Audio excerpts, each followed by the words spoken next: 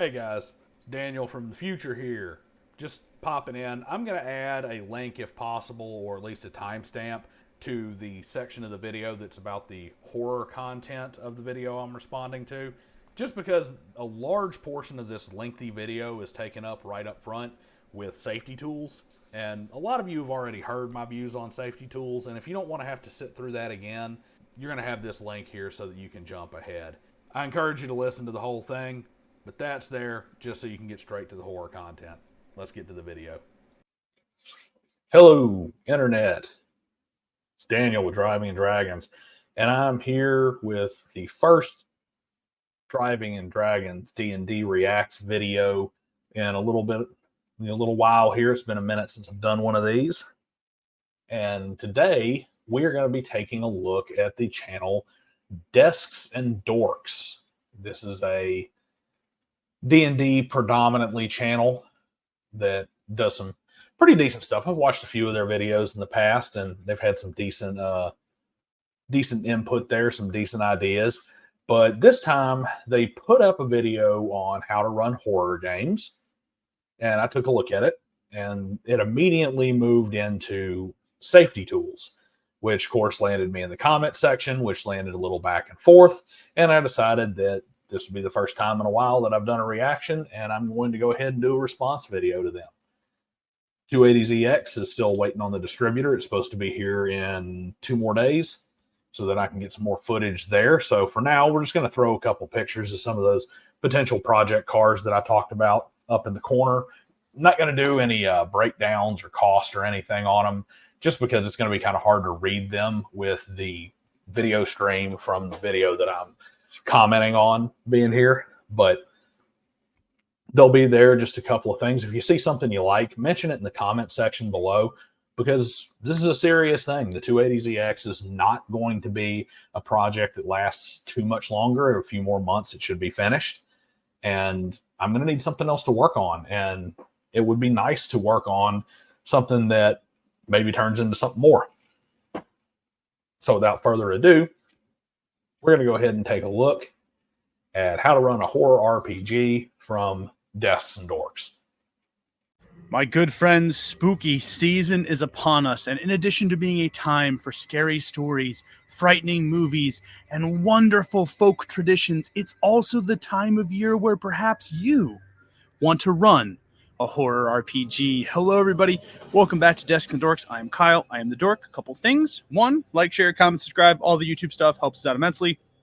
2, if you really want to help us out, the single best way to do so, it's how I pay our artists, it's how I pay my editors, it's how I pay everybody, is to purchase our games. Links in the description below to do that. And a huge shout out to the many of you who are now subscribed over the last couple weeks. It has been really awesome to see the number of people that have sort of joined the Desks and Dorks family, which I appreciate. So welcome to the Dad Bod, everybody. Thanks for being here. Huge shout out to Salty Nick from the Desks and Dorks Discord who requested this video. Let's talk about how you are going to run a horror RPG. And one more thing, I have included in the description below a longer video. It's a link to a horror RPG that I ran. It's A Fear Within. It's one of our published games that I ran courtesy of our friends over at the Symphony, which is a wonderful place where people play horror RPGs all of the time. They're good friends of mine, and they're great people to support. So without further ado, let's explore how you can make an excellent horror RPG. And of course, I'm going to go ahead and link my video here. I've done a breakdown on horror RPGs. Everybody has. I mean, it's October. They're all over the place. Some of the tips are great. Some of the tips, not so much. And you can usually find the right kind of horror RPG in the mix. I tend to be more of a psychological thriller style game master and a lot less of a shock jock horror game master, which to me is just it's easier to do with a tabletop game, just because you're playing in the mind, you're playing in the imagination, so it's not that far of a step to do the psychological side of things. Whereas the shock, 9 times out of 10, shock just becomes more transgressive. And as I've mentioned before, you want to be on the edge of transgression, but you really don't want to be too transgressive when you run a horror RPG, because it's going to not necessarily because you just don't want to be an asshole, which you do just not want to be an asshole, but you can be transgressive a little without being an ass, and people understand it. But the problem is that when you get transgressive or you get excessively gory or excessively descriptive with some of the gore and stuff like that, and some of the things that are not socially acceptable or are that are kind of taboo, a lot of times when you're doing this in a theater of the mind sense, it actually causes the person that you're trying to play with to disconnect from the game, and they lose the immersiveness. So it is important to be kind of careful with that. If we're going to start somewhere, we need to start by building a strong foundation, and that starts always with safety tools. Now, if you're new to the RPG space, you might think I'm talking about things like hard hats or reflective vests or reflective tape, but no, I'm talking about a system of rules, mechanics, and mechanisms that game masters like myself and many others use to make sure that everyone feels comfortable at their table. Okay, so my stance on safety tools is not a secret. It's in his comment section. God, I wish it was reflective vests and hard hats and that sort of thing.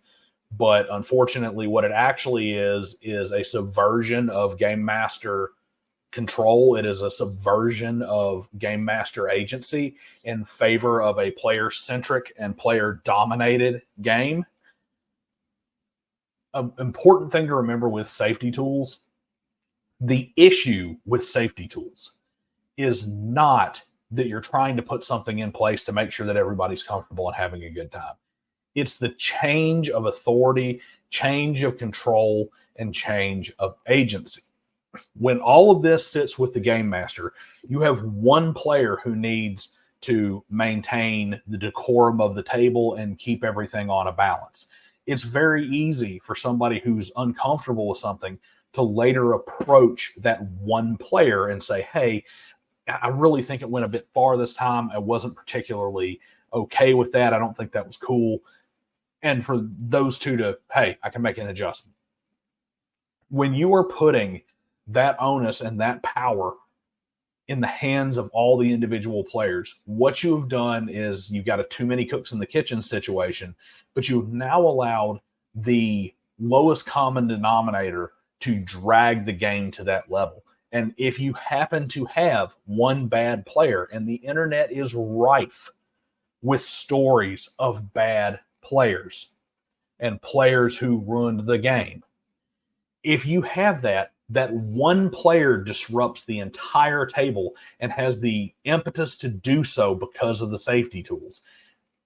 Even worse, if you have a couple of players that are on the cusp of being bad players, they will combine to cause problems through the use of safety tools. Plus, you end up in a situation where this person's restrictions and that person's restrictions and that person's restrictions add up to a completely sanitized game. And a sanitized game is objectively horrible for horror. There are going to be some people that tell you that safety tools are not essential in role-playing games. They're not. I am in the camp where I strongly disagree with that sentiment and with those game masters. If you truly believe that role-playing games are for everybody, and I do, and if you truly want to make your table a more inclusive place for everyone, I think you need to start with safety tools. Now, this is doubly true for horror role-playing games. I have played some games without safety tools. For example, I don't always use them with things like Magical Kitties Save the Day. I haven't always used them for After the Rain if I have built up a strong rapport with my table and I know a lot of folks. But regardless of how well I know people, regardless of my relationship or the experience that I have with them, I run safety tools when I run a horror RPG. And there's a couple reasons why. One, you are going to delve into some really crazy, mature, and in some cases, gruesome topics. This is where my biggest disjoint or my biggest break from his philosophy comes into. I am of the complete opposite stance on this.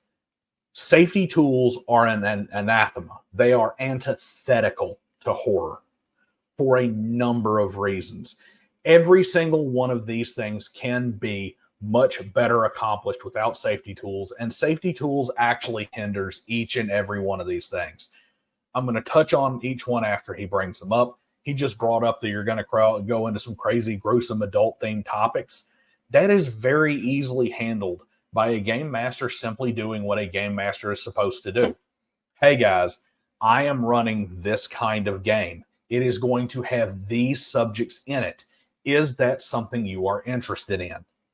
If they say no, you say, okay, that's cool. You can join me for the next one.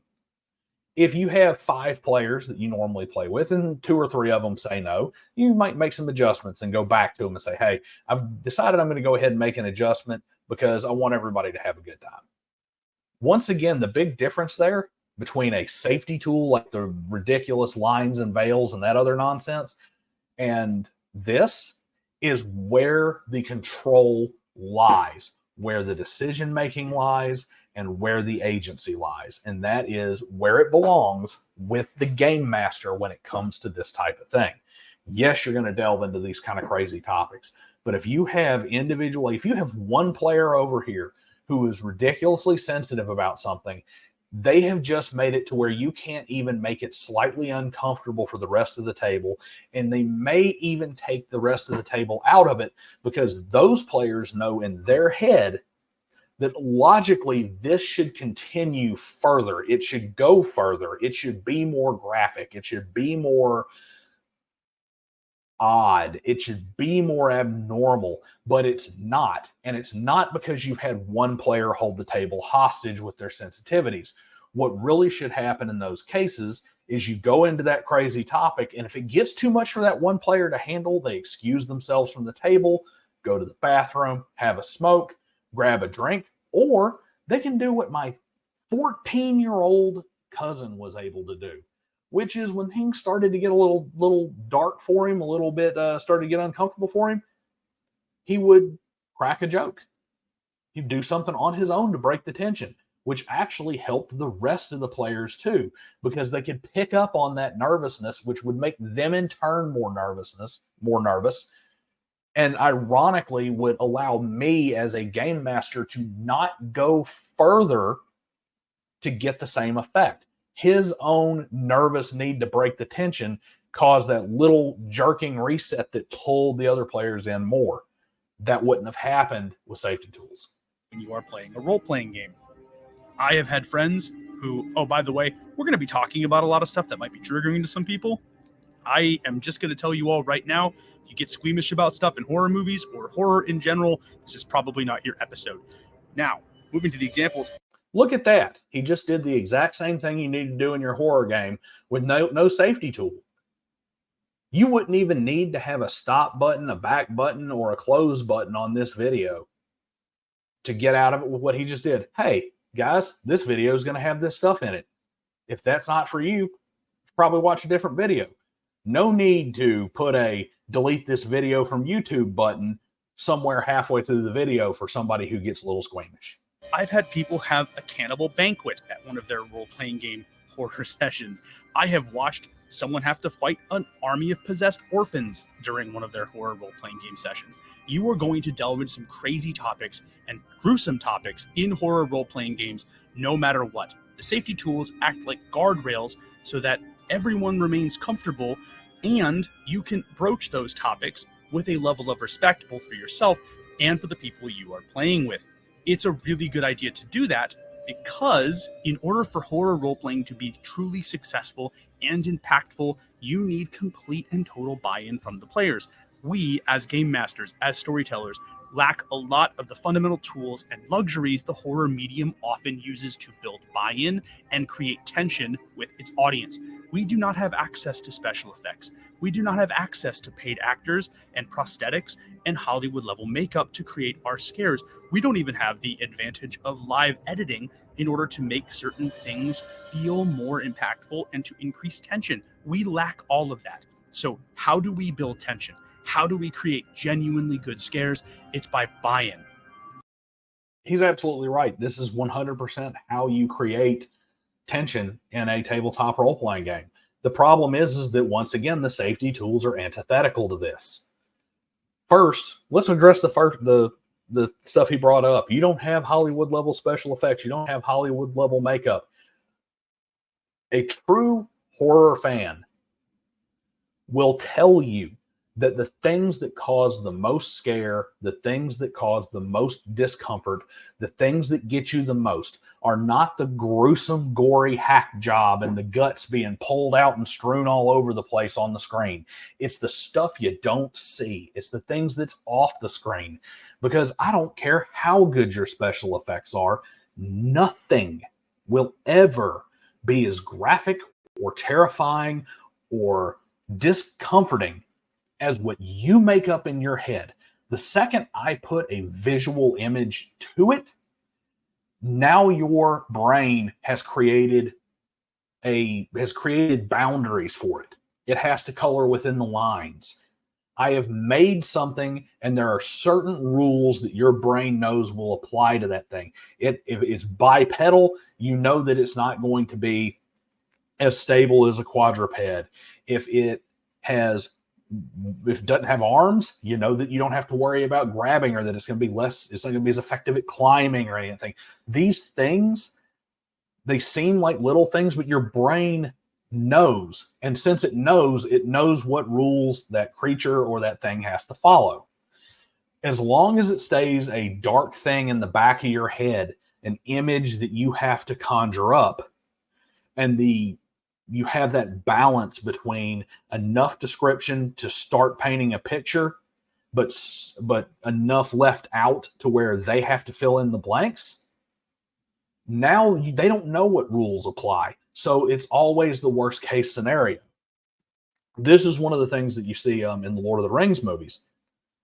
You will see all kinds of people who are big time Lord of the Rings fans who've read the books hundreds of times, and they will have a very different opinion of the Balrog in Fellowship of the Ring than people who are introduced to the Lord of the Rings via Peter Jackson's movies.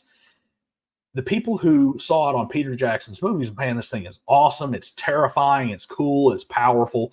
The people who grew up reading the books are like, yeah, it was really cool, but it's not what it's nowhere near as what I imagined. The Balrog's supposed to be like this. It's nowhere. No, it's really supposed to be like this. He says it's wrapped in shadow. It's not supposed to have wings. It is supposed to have wings. I always thought about it with big wings, but not wings that flew, but wings that had claws and stuff on them. Or, the whip of flames I always kind of thought of as like coming out of the shadow and it not even having arms. And that's because when you grew up with the book, Tolkien gave you just enough description of the Balrog, and it was so poetically done.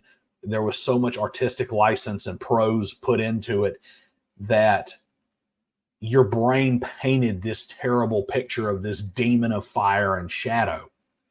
Peter Jackson did a great job with that. But for the people who never saw a Balrog in their head beforehand, it was the best ever.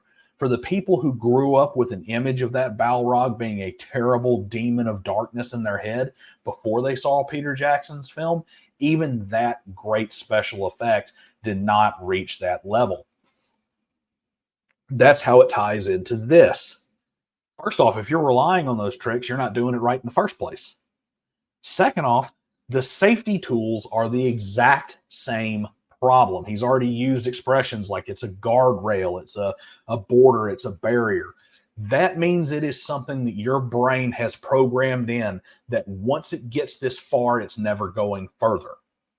Or in the case of the far more damaging active safety tools like X cards and lines and veils and stuff, and stoplights and that sort of shit, what you have now is you always have the safety blanket. You always have that warm, cuddly feeling that I can throw this card on the table and everything goes away. And that will forever release tension.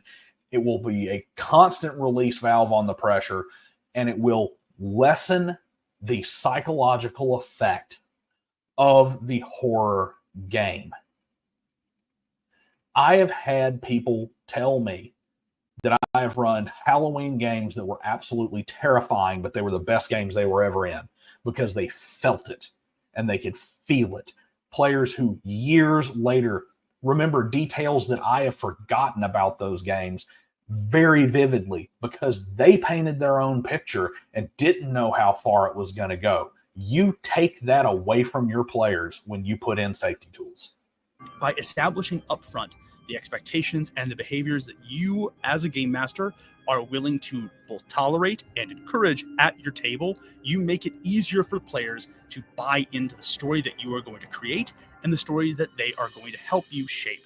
This is essential to getting that buy-in, shows a level of respect both between you as the game master and them as the players, and it shows that you care more for them than you do for the game. I know as a player, although I very rarely get to play games anymore when I'm not running or making, I respect and trust a game master that is more in line with safety tools and safety mechanisms than I do one that doesn't have that conversation first. Again, game mastering is the art of making sure that you are telling a strong and impactful collaborative story, and it starts with this. You want everybody on an equal playing field first before you get to the spooky, creepy, crawly stuff, okay? You absolutely do not want everybody on an equal playing field. Look at your DMG. Doesn't matter what edition. Look at your keeper's guide. Look at your referee's handbooks. Look at your core rule books. The game master is in charge. The only place that the player is to have more power than the game master is in the direct agency and decisions of their character. That's it. It is not supposed to be balanced. The game master is supposed to have more power as an individual player and more authority as an individual player than the others. And that's just the way it is. That's the only way it truly works. You don't need the safety blanket. And the funny thing is that he keeps going back to the game master who sets these expectations, the game master who has these conversations, the game master who puts forth this information. Guess what? That's not safety tools, and that's what we all advocate for. The game master setting these expectations. The game master setting these limitations, boundaries, and rules, not the players. He may be advised a little by the players, but it is, I am building, my agency as a game master is over the world. I am creating a world for you to play in. You are choosing whether or not you wish to play in it. I am not creating the world that you then turn around and manipulate outside of how your character interacts with that world. To have safety tools, to me, safety tools are no different than a game master who goes in and says, oh, well, let me see your character sheet. Okay, this is what you rolled up. This is what you want to do. Well, I think it would be better if your paladin had a really low charisma score. So I'm just going to go ahead and change your charisma to 8. Well, but I rolled an 18. I put my 18 in charisma because I want him to have high charisma. Well, that's okay, but I'm going to go ahead. I don't like playing with paladins with high charisma, so I'm just going to go ahead and swap it for the 8 that you put in intelligence or the 8 that you put in dexterity. I'm going to completely alter your character in the one area that you're supposed to have agency. That is what safety tools is to do to the GM. Cool. Now, what are some safety tools? If you're inexperienced in safety tools, you've come to the right place. I recognize, by the way, this feels a little PowerPoint-y. I kind of wanted it to be because if you want to use these, you can just pause this, take a screenshot, and move on. So I'm just going to go over these very briefly. But again, pause, screenshot, steal, use. The stoplight method. I mentioned my friends over at the Symphony. This is a stoplight method. I stole this from them. I don't know if they created it or not, or if they borrowed it from somebody else. I like this a lot. Any player at any time is allowed to call for a light check.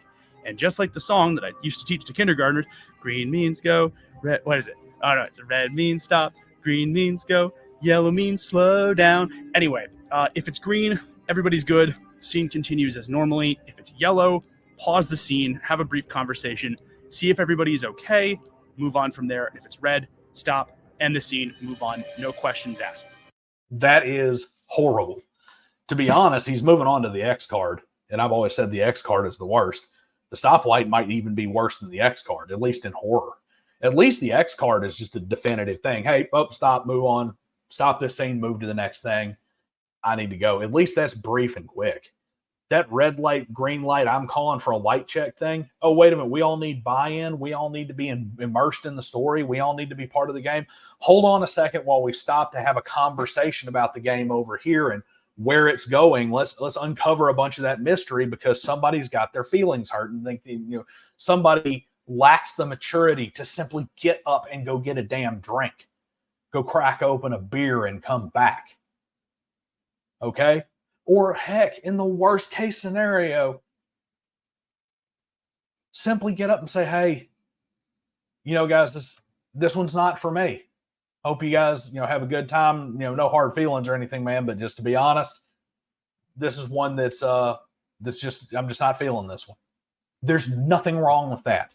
But that is a player removing themselves from the situation instead of a player hog-tying the game and taking away everybody's agency. You have agency to get up and leave. You have agency to go get a smoke. You have agency to take a break. But you are infringing on everybody else's game when you take over. And heck, the stoplight is like an X card with extra steps. Jesus. This is the simplest one. This is the one that I would encourage everyone to have in their games. This is the X card. All you need to make this method work is a piece of paper, a receipt, an index card. You draw an X on it, you put it in the center of the table, and you say, hey guys, if ever we get to a point or a subject that we need to broach and it's super uncomfortable for you, all you've got to do is tap on the X card and we'll move on. No harm, no foul, no questions asked. All it does is ruin the game for everybody else. Picture this. The whole table, everybody's leaned in. You're starting to talk in more hushed tones. You can't take your eyes off the game master as he's describing something in detail. He's moving through the scene. You can almost feel it around you. You don't even see the person next to you anymore. And then all of a sudden, everything stops because somebody throws in a car and says, nope, can't do it. If they get up and walk to the side quietly to remove themselves, you wouldn't have even noticed it. You're so bought in. Your immersion has just been completely shattered to cater to one player. Again, it's bog standard. It's very simple. But having that lifeline there, particularly if you do not know players very well, is essential to, again, building trust and creating that buy-in. But again, it also increases your player's comfort level with you. They know they've got a lifeline with the X card. And if they know they've got a lifeline, they know they're a little bit more comfortable, then they'll be more willing to take risks with what their characters do and the role-playing they get involved in. Again, somebody hits the X, you just move on. It's just that simple. Last but certainly not least, lines and veils. This is a very simple discussion that happens before the game. This is a really good thing to do, but essentially you say, hey, are there subjects, ideas, concepts that you guys have that are lines? A line is a hard line. We don't cross the hard line, right? It's a literal line in the metaphorical sand, or I guess it's a metaphorical line in the metaphorical sand. Whatever, you get me. Essentially, it's a hard line. We don't cross that line. We don't broach that topic. Common ones for people include violence towards children or the elderly. I tend to play a lot of games with a lot of mental health care professionals, and many of them work with childhood trauma in their practices. So they are dealing with kids who are, in some cases, having the worst days of their lives. Then probably that will be the worst day of their life forever. So that's a good example. A veil, on the other hand, is a topic that you might not love, but you're okay if it's broached in a certain way. So to go back to one of my examples, like I said, I work with a lot of mental health care professionals. One of them primarily works with the elderly. So violence towards the elderly is a veil for them. It's not something that they're excited to have happen. And if it does happen in the game, they have a condition that goes along with it. It's the certain circumstances part of having a veil.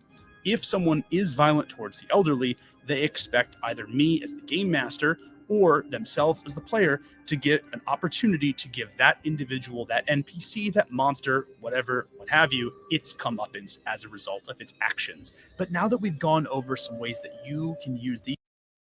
This is another one where the problem is the direction and the flow of the authority and not the concept itself.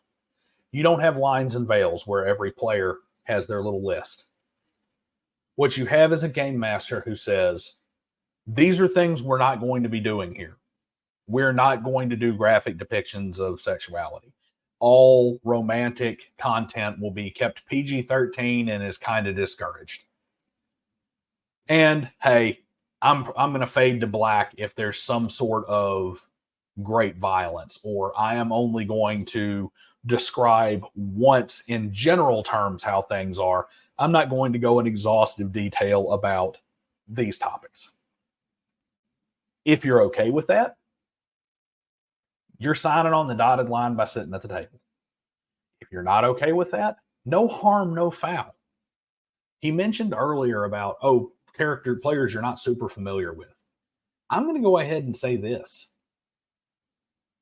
With characters that with players that you're not super familiar with, you should be extra careful as a game master to start with and just being more explicit with what you're putting out at your table. But that's it.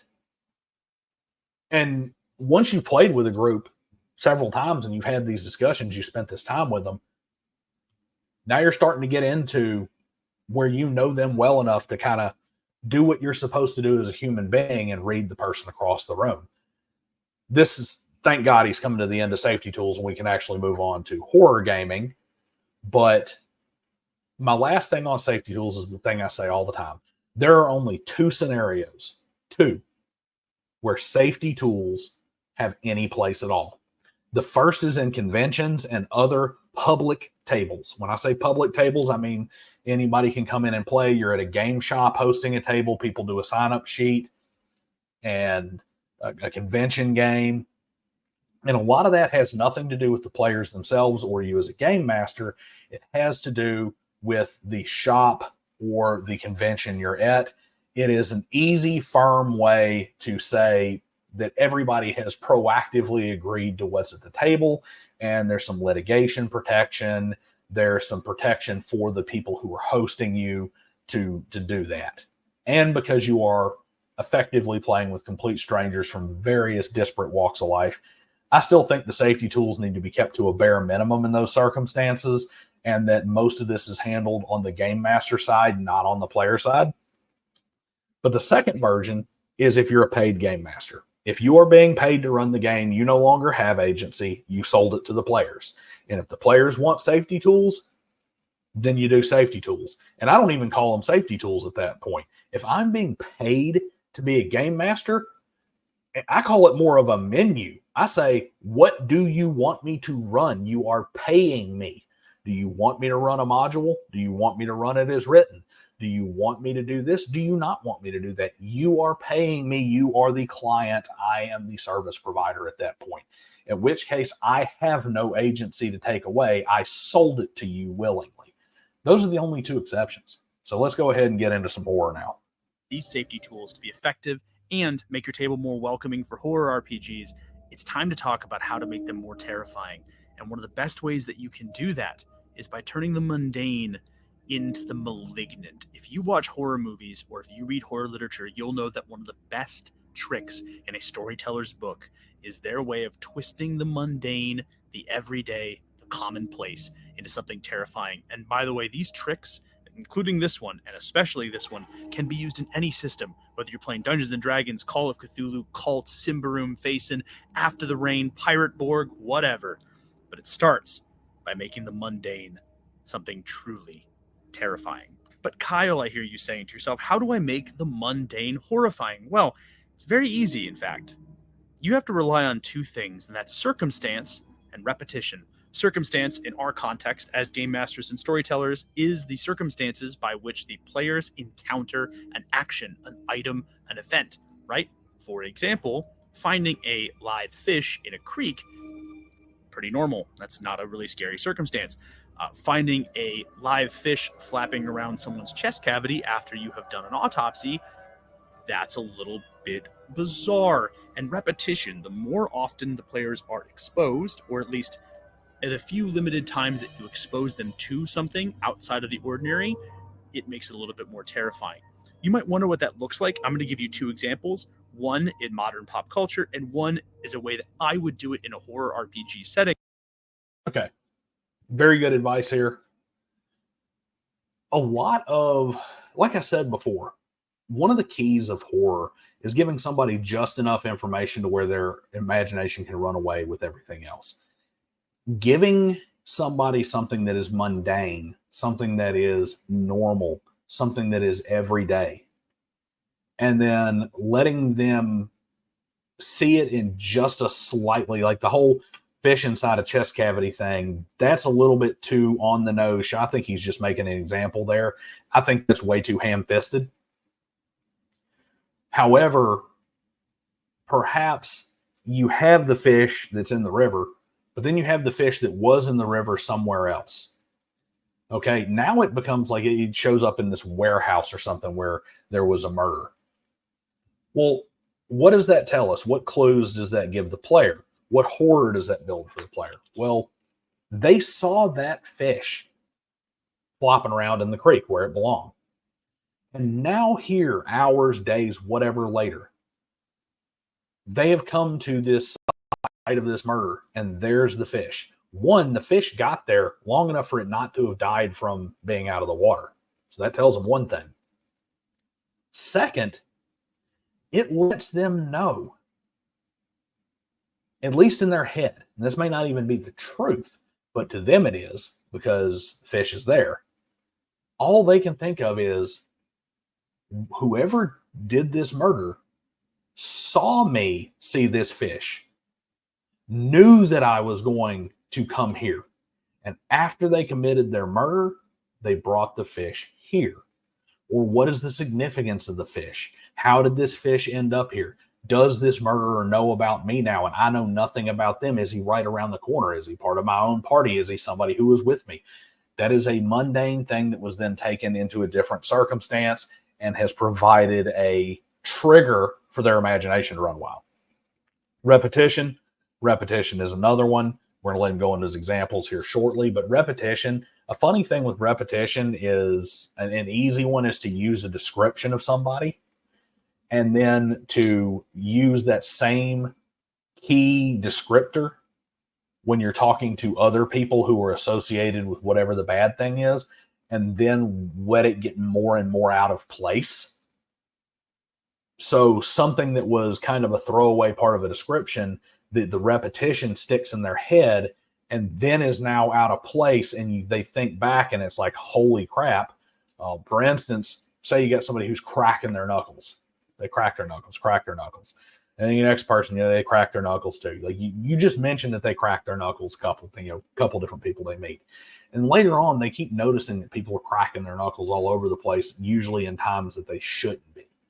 And somehow you have tied cracking your knuckles to something that's going on here. Maybe it's, some kind of fish person that's masquerading as a human and cracks their knuckles. When they crack their knuckles, it pulls their hands out and, releases their talony fish fingers or whatever. And now your player suddenly thinks back to every time that description was repeated. Now every single person in town who cracked their knuckles is a fish person. And they're terrified because they're surrounded by them. But I really think we should start with pop culture, because what could be more mundane than a smile? If you're a modern horror fan, you have most likely encountered the stills from this movie. Smile, which came out in 2022, is all about a cursed demon-like creature that possesses individuals and causes them to smile and essentially keep walking forward towards somebody.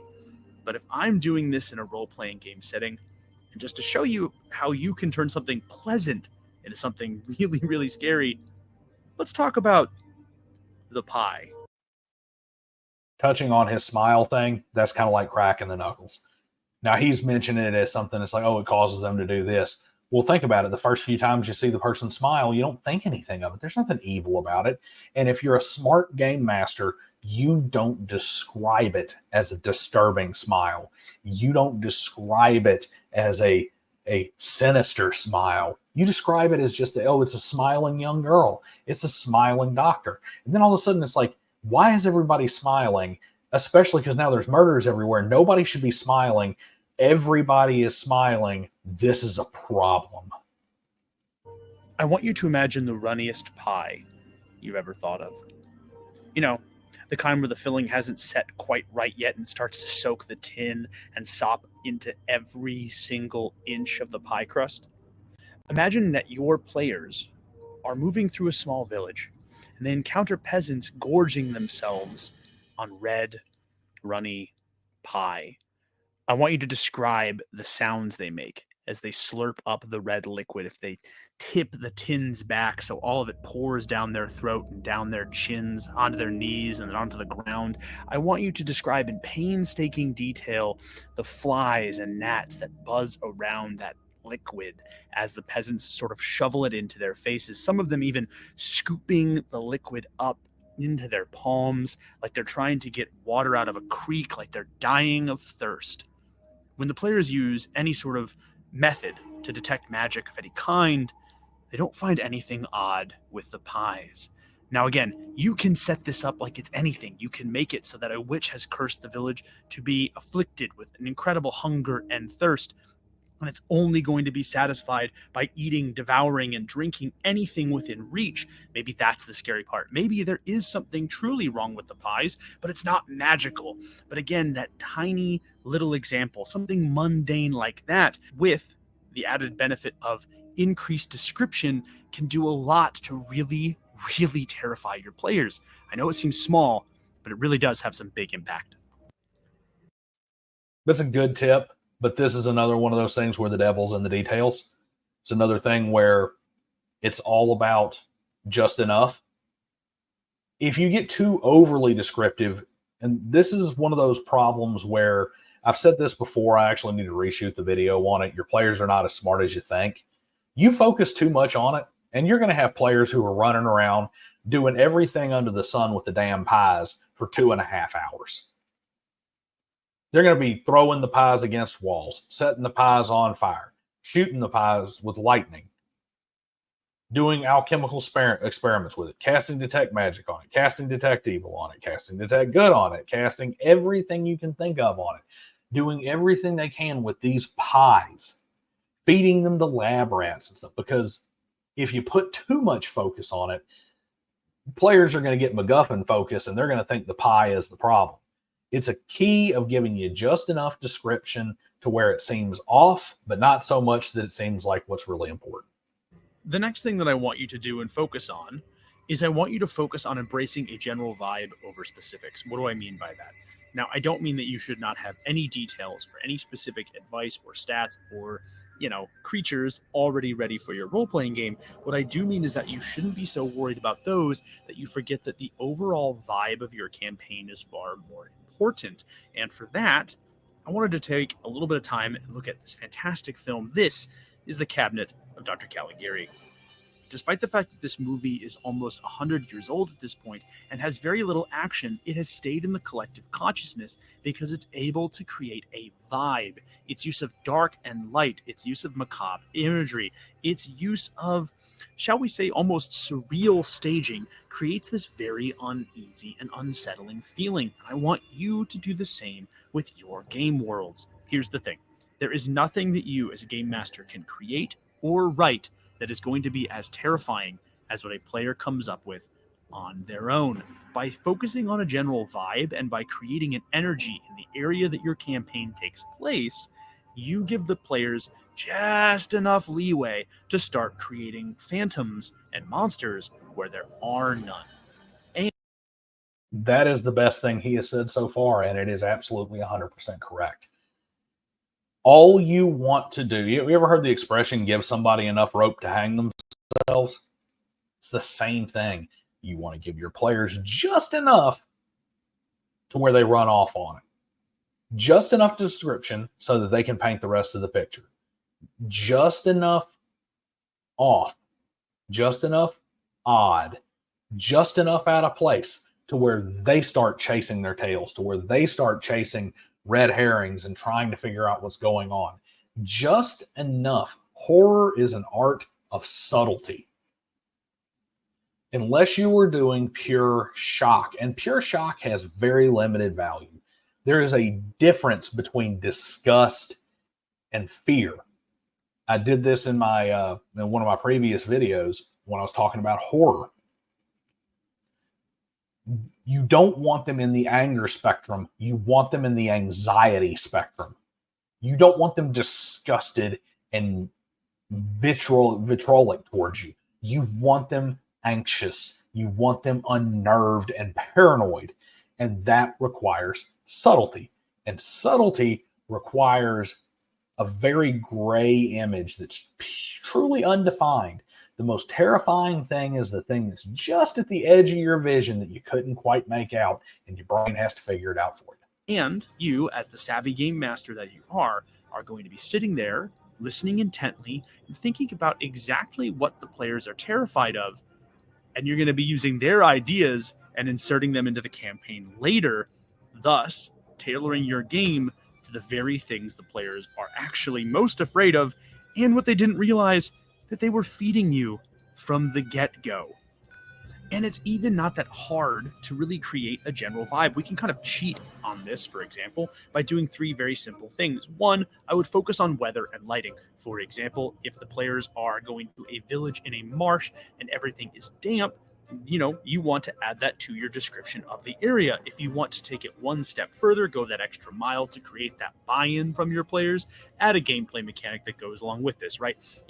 Wind stopping people from using scent or projectiles as a way of fighting, damp weather affecting fire magic or making it harder for the players to light fires or torches. This is really good if you're focused on survival in your role-playing games. I would also focus on making consistent conditions for the area the players take part in. This is really creepy, for example, if everything looks perfect. Imagine going to like a peasant village, for example, where you look at the thatch roof cottages that are hopefully not going to get burninated by Trogdor the Burninator. But imagine going to those thatch roof cottages and there's not a single piece of thatch that's out of alignment. There's not a single piece of daub or like thing of mud that isn't symmetrical. What that does to somebody.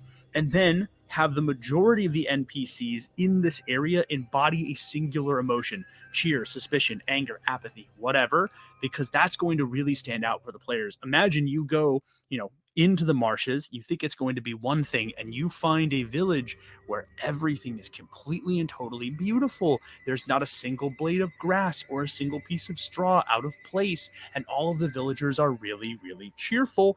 And then, because we love some contrast and contradiction in our stories, give them a singular NPC that does not have that kind of emotion. It lets you draw attention to players, or to non-player characters, I should say, that you really want the players to interact with. But last, and certainly not least, you as the game master should make the safe into the unsafe. That last little bit's pretty good, despite the fact that he missed the W and want in his graphic. But that was kind of little thing, kind of like when I was talking about smiles earlier, or when I was talking about cracking knuckles earlier, and having that singular thing. Having some of them, everybody's cheerful, everybody's anxious, nobody seems to have any emotion about anything, nobody seems to care about anything. You don't necessarily need the person who is complete opposite or doesn't embody it. All you need is somebody who's normal. And that draws plenty of attention. They don't need to be antithetical to it. They just need to be somebody who is normal. And you really only need that if your players didn't pick up on it on their own. Once again, horror's about subtlety. If you're being subtle, there's a good chance your players miss something. You keep that NPC who's normal in the background, keep them in your back pocket, so that if they miss the subtle, you can give them that little nudge. You don't want to be too ham-fisted with it, though. But these are absolutely, like I said, good tips there. I got this idea after I watched a video essay on the importance of haunted houses and monsters under the bed. The video essay posited something that I found rather interesting. It said that these stories were very terrifying and stayed in the collective consciousness of humans because psychologically and sociologically, our beds, our bedrooms, and our houses themselves are the areas where we let our guard down. It is where we feel the most safe. And as a result, it is these kinds of stories that sort of violate that psychological safety, and because of that, are much more terrifying. You can do this in your games, and I'm going to show you exactly how. Consider for a moment a druid-type character, somebody who relies on animal companions to get the job done. Maybe they summon a lot of animals. Maybe over the course of a game, they have made alliances with the woodland creatures, and they like to transform into an animal very often.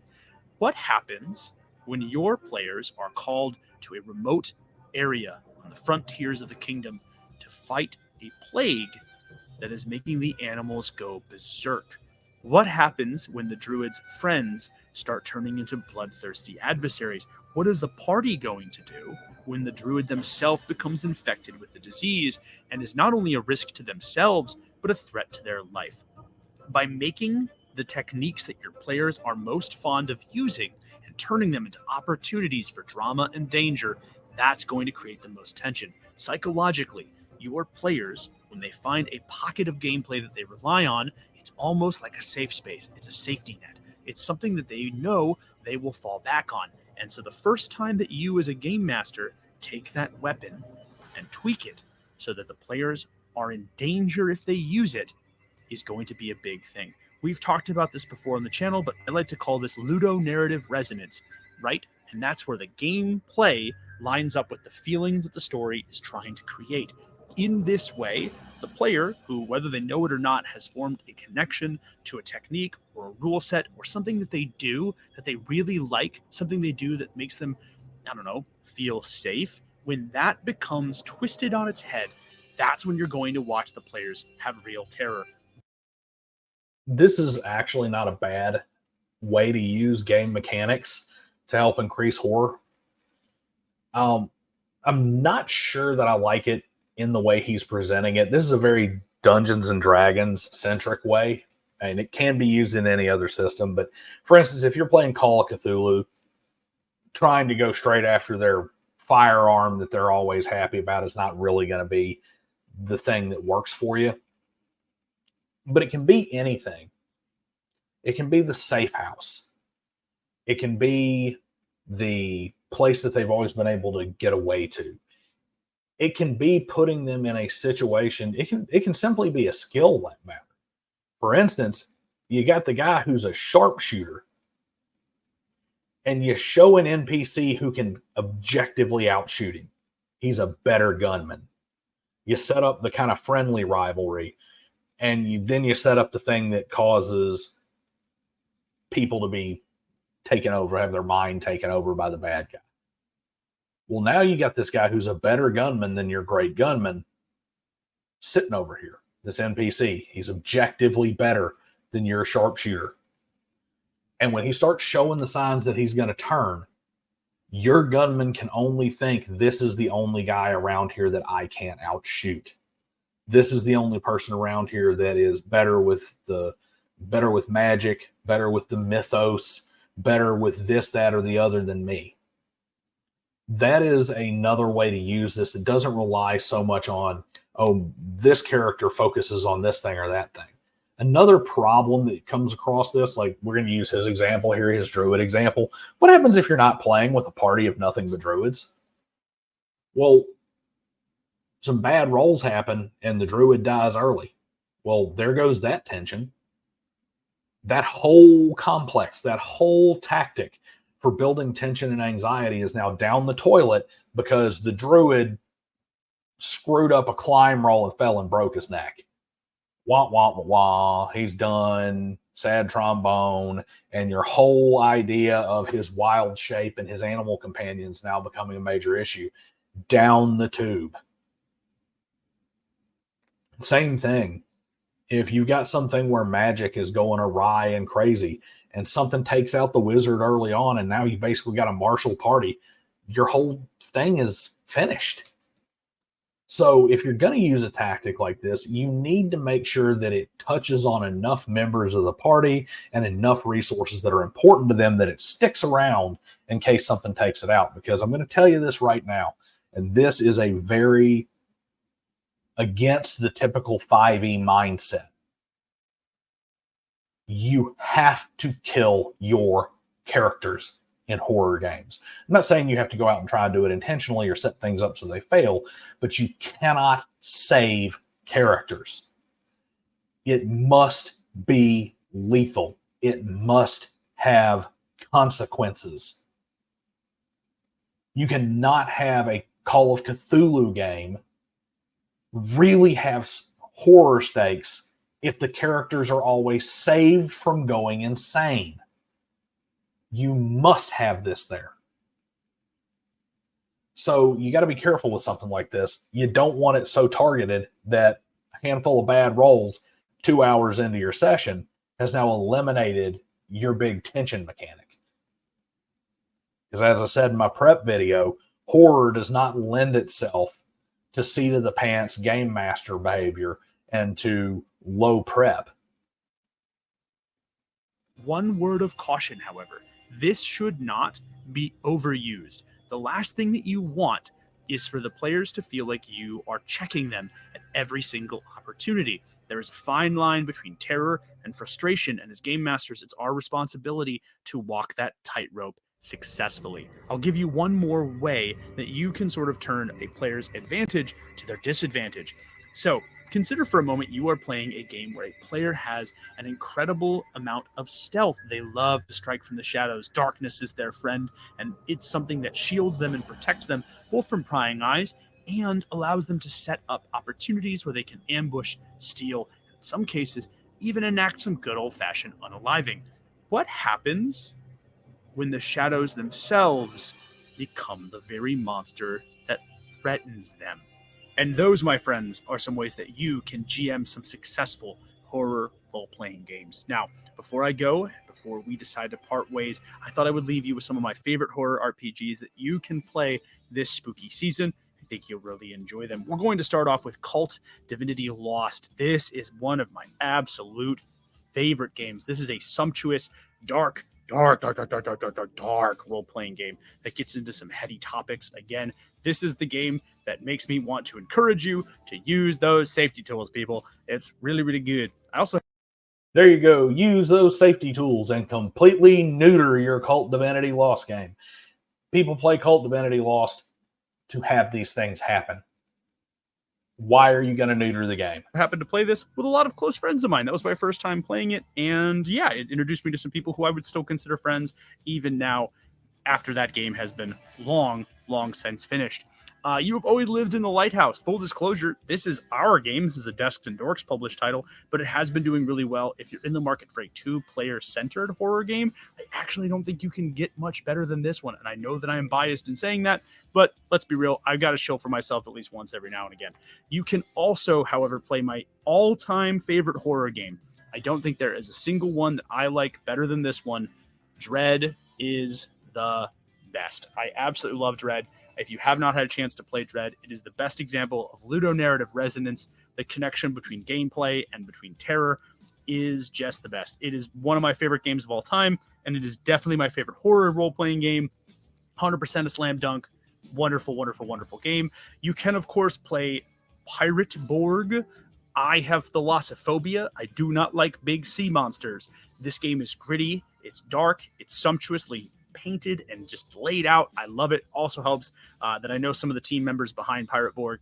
Wonderful, wonderful folks, and a really, really great game to boot. We have 11th Beast from our friends over at Accent Press, another wonderful small-time indie developer that I actually know personally, but it's a solo role-playing game about hunting down a demonic creature basically in the city of London, the bowels of London during the turn of the century. Really interesting. Love the mechanic, and it's a wonderful little production for a very reasonable cost. Cannot say enough good things about 11th Beast. And now, last but certainly not least, we have Gravemire by Sylvan Lawrence. This was actually recommended to me by my friend Nick over at IPR. Shout out to Indie Press Revolution, of course. This is a absolutely fantastic bayou-centric horror game that has you traipsing through a swamp that wants you dead just as much as the creatures that live within it, and the swamp is just continuing to expand.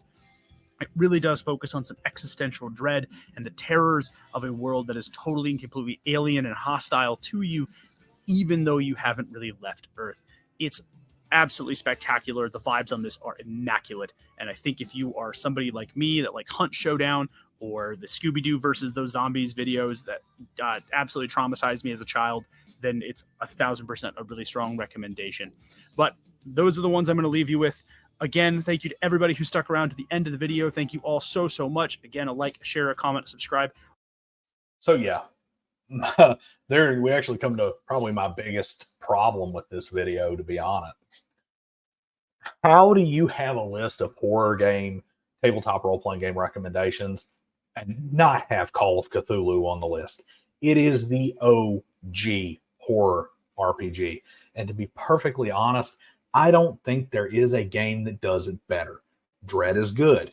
Dread was a recommendation I made. I did an indie game week where I did several videos where I recommended indie games off of drive-through RPG in different genres. And I recommended several, indie horror games, Dread being one of them. And it's good, but it is not Call of Cthulhu. How can you do that? Anyway, guys, this has been a long one. Even after I get done chopping this down, it's over an hour right now. Once I get done chopping it down, it's still probably going to be a 45-minute video. But you guys tell me, what do you think? Like, share, and subscribe. I'll see you guys next time.